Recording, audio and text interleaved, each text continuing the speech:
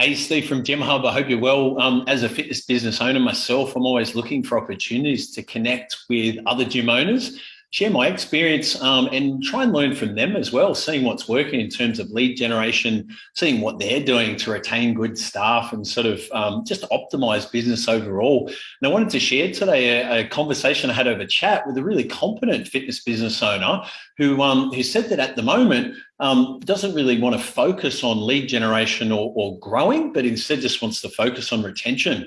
And I thought this was worth commenting on for a couple of reasons. One, it actually demonstrates some really good focus because there's so many things to do in a fitness business. Often we get so busy that we don't actually make progress in any one thing. And I think the answer was good in one way because it showed that she's quite focused and she knows that retention is the biggest area of sort of loss at the moment, and putting energy into that's going to help. The second point I wanted to make, but is that as a fitness business owner, we don't ever want to just put all our energy into one thing. There's three areas of running a successful fitness business. One is actually marketing and lead generation. The second one is sales conversion. And then the third one is teams and things like retention. And what I find is through experience running my own gyms, but also helping dozens of fitness businesses around the country, is that it's only when you get those three things that you can actually maximize your profitability. It's where you can actually help more people and you can actually have a bit of a life as well. And I share that as an example. If you imagine like a restaurant, for example, where they stop for a month and they say, oh, we're not really going to work on acquiring new customers this month. We're just going to focus on the quality of our products. So they're out in their kitchen and they're cooking, but there's no one actually like buy that product. There's no one actually that are coming in as new customers. Like a restaurant, like a gym's always going to have attrition. It's always going to have people that don't come back. So what's really important is that all three areas of that business continue. If that business just like settles in the kitchen and they don't focus on anything in terms of acquisition for a month is 8% of your total turnover.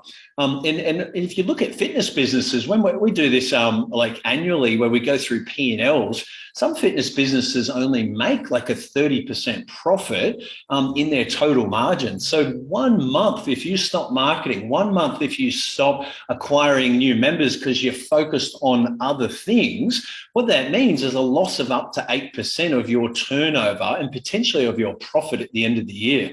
If you stop for 2 months, so every couple of months you just pause, you focus on just one area of your business and you don't keep all three going, 2 months would equal 16%, 3 months would equal 24%.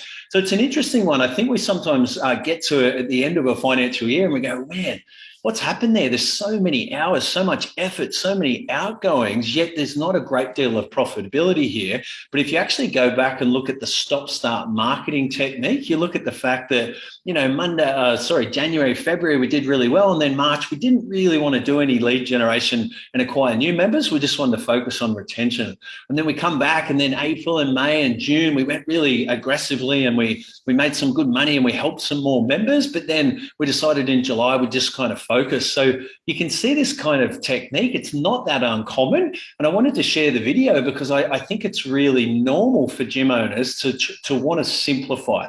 I think it's really normal to go, okay, well, I've only got so much time and energy, so I'm just going to focus on retention this month. But as a result, you're actually killing the amount of profitability in your business and you're actually stopping that momentum.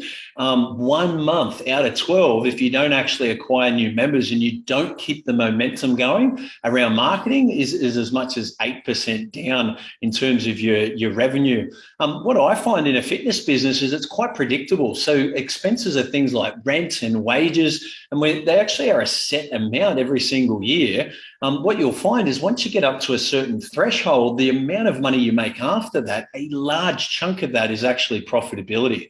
So if I can encourage you, try not to just do one thing and stop the other ones. Instead, make sure you maintain consistency across all three mediums, so marketing, sales, and teams if you're doing sort of a retention focus. And don't stop your lead generation and acquisition. Otherwise, you're going to be like that kitchen that's kind of, sure, they're spending a bit more more time and it's a little bit more recovery based or restful, where you're out the back sort of tasting your own food. But unfortunately, it's going to hurt you at the end of the financial year. And unfortunately, if you just do it sort of seasonally and you do like a big campaign, that's probably when every other gym's going to do it as well. If you've ever had those kind of Septembers or, summer months where you're thinking, geez, what's happening? I wish we could get more members. I want you to stop and think, well, what if you just actually kept your marketing going in the month where you didn't actually do anything? Would that have been easier or harder than trying to double the number of inquiries and sales that you get in sort of peak season? I'm Steve from Gym Hub. I'm interested with this video to get your feedback. So if there's 3 pillars of a successful fitness business, we know their marketing, we know their sales conversion, and we know teams and retention. What is it? What's the area that you sometimes pause and actually don't keep the momentum going on? What's the one that, you commit to after watching this video to being more consistent with and trying to actually do it 12 months of the year rather than just sort of selectively doing it when it feels like it? I hope that's useful. I look forward to your feedback in the comment section below. Thanks, guys. Bye.